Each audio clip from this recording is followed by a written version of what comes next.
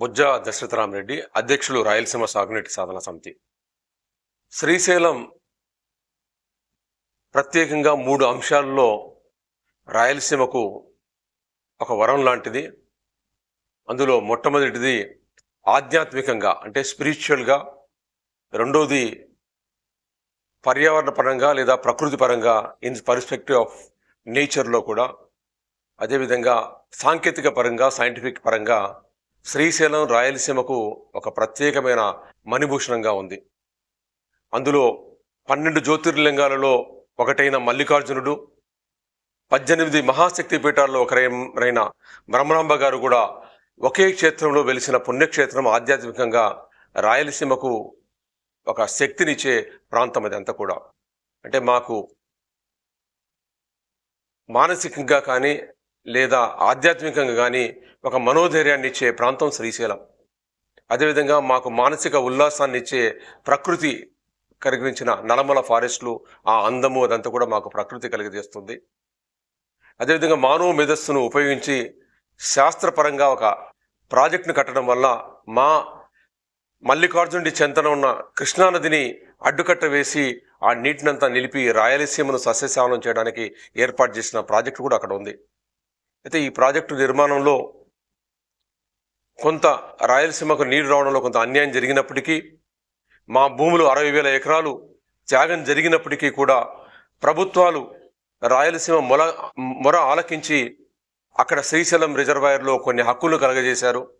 చట్టబద్ధమైన హక్కులతో SRBC project కట్టుకునేలాగా చేశారు.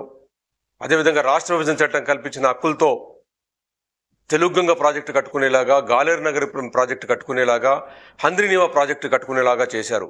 దీనికంతా మహామహా నాయకులు ఆ రోజు, అంటే ఆ శ్రీశైలం ప్రాజెక్టు శంకుస్థాపన చేసిన జవహర్లాల్ నెహ్రూ గారి దగ్గర నుండి, నీలం సంజయ్ రెడ్డి గారి దగ్గర నుండి, లేదా తర్వాత వచ్చిన ముఖ్యమంత్రులు అంజయ్ గారి దగ్గర నుండి, ఎన్టీ రామారావు గారి దగ్గర నుండి, రాజశేఖర రెడ్డి గారి దగ్గర నుండి అనేక మంది రాజకీయ నాయకులు రాయలసీమ బాసటగా నిలబడ్డం అయినాన్ని మనం స్పష్టంగా చూస్తున్నాం. ఆ రిజర్వాయర్ల హక్కులు కల్పించింది.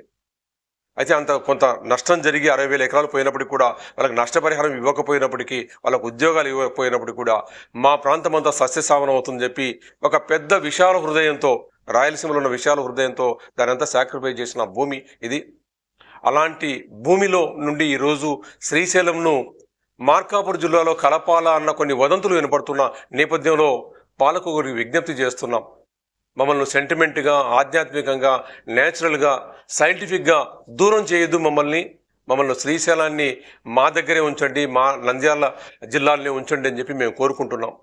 అదేవిధంగానే నిన్నటికి నిన్న మోడీ గారు ఈ ప్రాంతానికి వచ్చి శ్రీశైలాన్ని చూసి తన్మయత్వంతో చెంది రాయలసీమకు చాలా గొప్ప పుణ్యక్షేత్రం ఇదని చెప్పి పోయిన మాటలు కూడా మన ముందు చెవుల్లో ఇంకా మ్రగుతూనే ఉన్నాయి.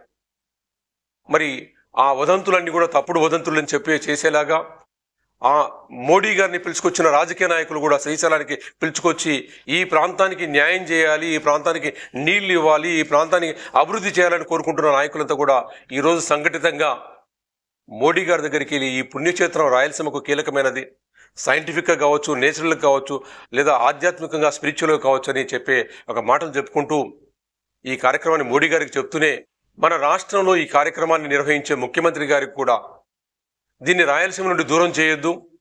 ఎవరైనా సరే ఆధ్యాత్మిక కేంద్రాన్ని చెడగొట్టాలనుకున్నా, ఒక ప్రాంతం నుండి దూరం చేయాలనుకున్నా, గతంలో చూసాం వాళ్ళ చరిత్ర ఏమైపోయిందో, ఆ సంఘటన కూడా గుర్తుపెట్టుకొని రాయలసీమతో అనుబంధం ఉన్న శ్రీశైలాన్ని పక్కకు తొలగించొద్దని చెప్పి మేము విజ్ఞప్తి చేస్తున్నాం. విజ్ఞతతో వ్యవహరించండి అని చెప్పి కోరుకుంటున్నాం. ఇదే సందర్భంలో ఒక చిన్న మనవి కూడా పాలకులకు చేయదలుచుకున్నాం. మేము నంద్యాల రెవెన్యూ డివిజన్లోనే గిద్దలూరు, మార్కాపూర్ కూడా ఇంతకుముందు ఉండేవి. మీకు అవసరం అనుకుంటే, లేదా మీరు ఆ ప్రాంతాలని కూడా మాకు శ్రీశైలంలో దగ్గరగా ఉంచాలనుకుంటే ఆ 2 డివిజన్లను కూడా నంద్యాల జిల్లాలో కలపండి అని చెప్పి ఆ అవకాశం ఉంటే కలపండి.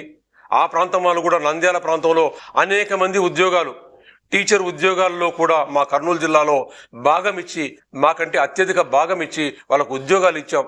కండక్టర్లకు ఇచ్చాం, టీచర్లుగా ఇచ్చాం, అనేక రకాల దాంట్లో ఉద్యోగాలు ఇచ్చి మా తమ్ముళ్ళలాగా, మా అన్నలాగా ఆదరించాం. వారిని కూడా, మండలాలను కూడా మా దగ్గర కలుపుకుంటే మాతో పాటుగా మేము ఆదరించడానికి వెనుకబడిన ప్రాంతాన్ని మాతో పాటుగా ముందుకు తీసుకోవడానికి చేసే కార్యక్రమాల్లో కూడా ఇంకా ఇంకా ఈ రోజైనా మేము వెలుగొండ గురించి పోరాడుతున్నాం.